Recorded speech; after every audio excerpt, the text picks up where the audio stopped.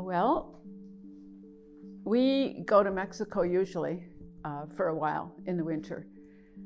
And I'm very, very lucky to have a studio set up there. So I was painting away last December, January, and we had come, like directly from Edmonton, and we hadn't done anything about interacting with anybody down there, and our heads were full of the thing going on in Gaza.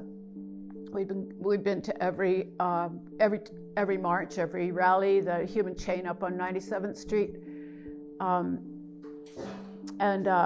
We were really thinking about it, and at the same time I'd been reading a lot of physics. So I had absolutely no idea what I was going to make, but I knew I had to make something. One day I drew a circle with a pastel crayon, and then I kind of filled it in, and it became this pale golden globy kind of thing. And Ray said, What the heck is she thinking? Was what I said. And then as time went on, she started adding around the circumference of these circles, these places where activities of resistance are taking place in the world. And then it started to make sense. It's also important to mention that those circles had little tails on them. And they were the kinds of tails that, particles and energy make when they whip out into space from some kind of activity that's going on. It's just figures, if you look closely, but they're very abstracted. And then, of course, it became about that motion, about all that thing filled up with people and so on, and streaming off, the energy streaming off into space, and what will happen, and how will the world change, and is this the moment, and hope for change in the world. We were standing out in her studio area looking at these paintings, and then most of them were at this stage. And at the exact same instant, we both said, these have got to revolve, these have got to turn, they've got to spin.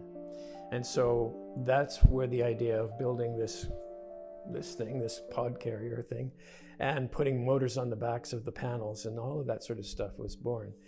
And so what my brain works visually, like I think of things in visual terms. And so when I'm working things out, it's all in my head, I don't write it down, I don't have it in words. It's all just a visual concept.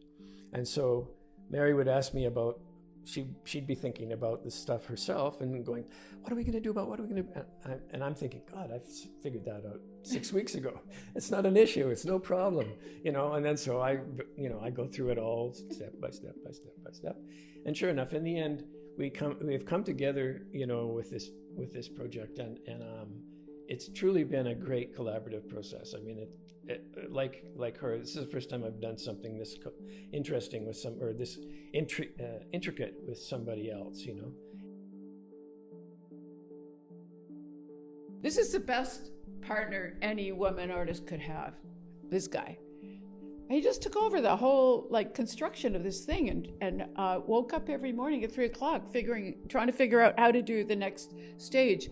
When this process began of developing this revolving painting, we just automatically started working it out, how to do it. And as she said, I wake up in the mornings trying to figure out little problems that occur to me, But for the most part, it's been very, very easy and quite a lot of fun, because we've never actually done an art project together like this before. And so it's the future, what's going to happen after we do this one is yet to be determined, but it'll be, it's a new way of working and for both of us, and we'll just see how it goes,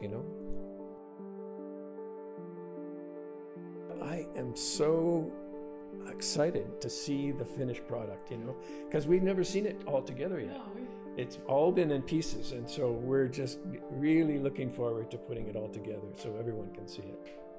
I don't know if people will actually find it interesting. But I think to have the vignettes coming around, I'm gesturing to the right, but I think they're going to be counterclockwise, because I just sort of want them to be counterclockwise. And then each one will come into a position of being able to be viewed upward. And we'll just see. I just hope kids don't decide to hang on them.